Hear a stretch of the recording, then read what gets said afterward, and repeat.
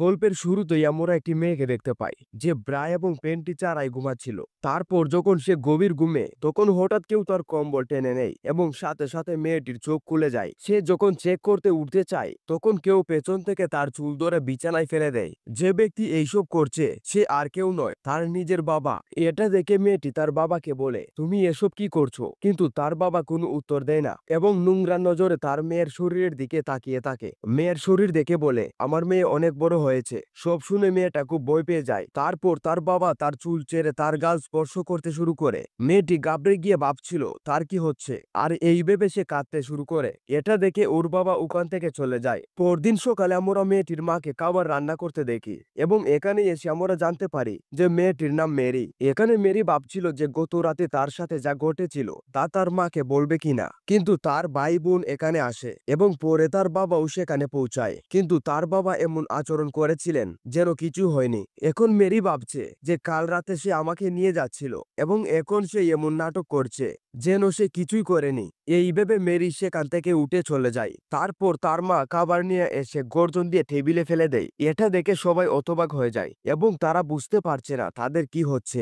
তারপর তাদের মা অদ্ভুতভাবে খাবার খেতে শুরু করে। সে এমনভাবে কাঁদছিল যেন সে অনেক দিনের ক্ষুধার্ত। তাকে এভাবে খেতে দেখে সবাই ভয় পেয়ে যায়। তারপর মেরির ছোট ভাই খাবারে থুথু দিয়ে বলে যে খাবারে খুব বেশি লবণ আছে, কিন্তু তারপরে তার মা তার খাবারও নিয়ে পাগলের মতো খেতে শুরু করে। সবাই বিভ্রান্ত হয়, কি হচ্ছে? আসলে যখন থেকে এই মানুষগুলো এই বাড়িতে এসেছে তখন থেকেই তাদের সাথে এমন অদ্ভুত ঘটনা ঘটছে। কখনো কখনো তাদের প্রতিবেশীরা তাদের উঠানে একটি অদ্ভুত মূর্তি স্থাপন করে। তারপর সকালে কেউ তাদের সামনে একটি মৃত প্রাণী ঝুলিয়ে দেয় এবং প্রতি রাতে বাবা তার মেয়েকে তার সাথে যৌন সম্পর্ক করতে বাধ্য করে এবং মজা নেয়। আর মা সকালে পশুর মতো অদ্ভুতভাবে খাবার খান এবং তিনি তার ছেলেকেও খাবার দেন, কিন্তু ছেলে খেতে চায় না এবং সে তার বাবার দিকে তাকায়। তার বাবা তাকে বলে, তুমি খেতে না চাইলে কেউ না। এই কথা শুনে তার মা রেগে তার বাবার দিকে তাকায় এবং তারপর খাবার টেবিল ফেলে দেয়। সে প্লেটগুলো নিচে ফেলে দেয় এবং তাদের দিকে চিৎকার করতে থাকে। চিৎকার করার সময় সে তার ছেলেকে বলে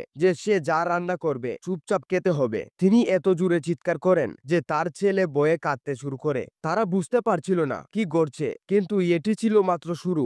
এরপরে আমরা মেরিকে স্নান করতে দেখি, কিন্তু তখন কেউ এসে তার সামনে দাঁড়ায়। কিন্তু সে যখন আয়না পরিষ্কার করে ভিতরে তাকায় তখন তার বোন তার সামনে ছিল, যে তার সাথে মজা করছিল। এরপরে দুই বোনই মেরির ঘরে যায়, যেখানে মেরির বোন তাকে জানায় যে কিভাবে তার বাবা তাকে নিতে আসে। এই কথা শুনে মেরি বিশ্বাস করতে পারছিলেন না যে তার বোনের সাথেও এমন হচ্ছে। তারপর তার বাবাও সেখানে পৌঁছায় এবং তিনি তাদের কটুপকথন শুনেছিলেন, তাই তিনি একটি ছুরি বের করেন এবং তাদের আক্রমণ করেন। কিন্তু মেরি তাকে দূরে ধাক্কা দিয়ে পালিয়ে যায়, কিন্তু তার বাবা তার চুল ধরে তাকে তুলে নেয় এবং তাকে নিচে ফেলে দেয় এবং মেরি সিঁড়িতে অজ্ঞান হয়ে পড়ে। এদিকে তার বাবা স্টোর রুম থেকে একটি হাতুড়ি নিয়ে আসে। তারপর আমরা মেরিকে দেখি এখন মেরির জ্ঞান ফিরে এসেছে এবং তার বোনকে খুঁজছে। তখন তার মনে হয় কেউ তার পিছনে দাঁড়িয়ে আছে। যখন সে ফিরে তাকায় তখন সে তার বাবাকে দেখে যে তার হাতে একটি হাতুড়ি নিয়ে তার দিকে এগিয়ে আসছে। কিন্তু সে কিছু করার আগেই মেরি কিছু একটা দিয়ে তার মাথায় আঘাত করে, কিন্তু সেটা তাকে প্রভাবিত করে না। মেরির প্রতিক্রিয়া তার বাবাকে আরো রাগান্বিত করে এবং তিনি একটি হাতুড়ি দিয়ে মেরিকে আক্রমণ করেন, কিন্তু মেরি নত হয়ে যায়। হাতুড়ি দরজায় আঘাত করে। তারপর নিচ থেকে কারো আওয়াজ আসে এবং এই আওয়াজটি মেরির বাবার, যিনি সিঁড়ি দিয়ে উঠছিলেন। এদিকে সেখানে দাঁড়িয়ে থাকা লোকটি হাতুড়ি ছুঁড়ে অন্য ঘরে চলে যায়। ততক্ষণে ওদের বাবাও উপরে চলে আসে। বাবাকে সামনে দেখে দুই বোনই ভয় পেয়ে যায়। তারপর বাবা দরজায় ডাক দেখে পালিয়ে যায়। তারা উভয়ই জিজ্ঞাসা করে যে তারা মারামারি করছিল কিনা, কিন্তু তারা উত্তর দেয় না।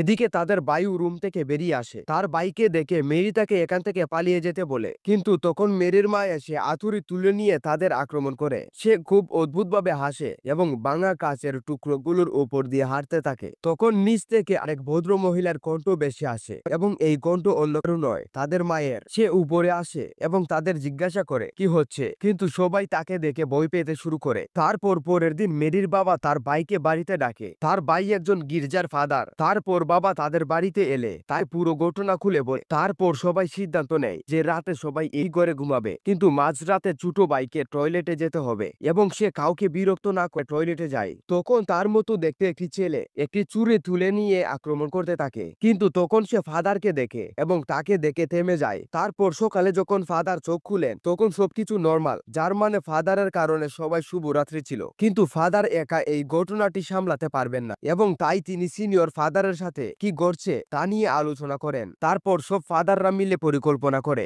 রাতে তাদের বাড়ির উদ্দেশ্যে রওনা দেয়, কিন্তু পথে একটি কাক তাদের সবাইকে আক্রমণ করে, যার ফলে তাদের গাড়ি দুর্ঘটনার সম্মুখীন হন। অন্যদিকে আমরা মেরির বাবাকে দেখি, তিনি মেরিকে বিছানায় বেঁধে রাখেন। তারপর ফাদার আহত অবস্থায় সেখানে পৌঁছান। তারপর ফাদার মেরির উপর একটি ক্রস লাগিয়ে তাকে কাঠের লাঠি দিয়ে মারতে থাকে। মেরি অনেক কষ্ট পাচ্ছে, কিন্তু তার বাবা তার পা ধরে রেখেছেন যাতে মেরি বেশি নড়াচড়া করতে না পারে। ফাদার তাকে একটানা লাঠি দিয়ে মারতে থাকে, যার ফলে মেরি অজ্ঞান হয়ে পড়ে। এরপরে আমরা সেই গাড়ি দেখতে পাই যার একটু আগে দুর্ঘটনা হয়েছিল। পুলিশ বাবাকে গাড়ি থেকে বের করে দেয় এবং আমরা জানতে পারি যে আসল ফাদার এখানে আছেন, কিন্তু যে মেরিকে মারছে তাহলে সে কে? বাস্তবে সেই হলো আসল শয়তান। তারপর আমরা মেরিকে দেখতে পাই, তার মা বলেন যদি তুমি তাকে এভাবে মারতে থাকো তাহলে সে মারা যাবে। একথা শুনে মেরির বাবা তার স্ত্রীকে দেওয়ালে ছুঁড়ে মারলেন। সে তার স্ত্রীকে মরতে দেখে ফাদারের দিকে তাকায়। তারপর ফাদার অদ্ভুতভাবে হাসে এবং মেরির বাবাকে আক্রমণ করে তাকে ছুরি দিয়ে আঘাত করতেই যাচ্ছিল। তখন আসল ফাদার সেখানে পৌঁছে একটি মন্ত্র পাঠ করতে শুরু করে। তারপর শয়তান সেখান থেকে অদৃশ্য হয়ে যায়।